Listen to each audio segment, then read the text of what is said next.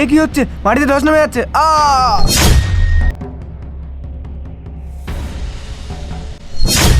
কে তুই? আর আমি এখানে কিভাবে আসলাম? মনে পড়ছে ফজি, কিছুক্ষণ আগে তুই যখন বর্ডারে রাউন্ড দিতে এসেছিলি তখন মাটি ধস নেমে পড়ে গেছিল, ওটা আমারই কাজ ছিল। ও, তাহলে এটা তোর কাজ ছিল? কিন্তু তোর সাথে আমার কিসের শত্রুতা? তোর সাথে আমার কোনো শত্রুতা নেই ফজি, তুই শুধু বর্ডারের সমস্ত ইনফরমেশনগুলো আমার কাছে এনে দে, তাহলেই তোকে ছেড়ে দেবো। হ্যাঁ, তুই এটা স্বপ্নেও ভাবিস না। তুই যদি আমাকে মেরেও ফেলিস তাও কখনো বর্ডার ইনফরমেশন পাবি না। আমি জানতাম ফজি তুই এই প্রস্তাব কখনোই মানবি না, তাই আমি আগে থেকে একটা ব্যবস্থা করে রেখেছি। ওই দেখ। দাদা, ভাই!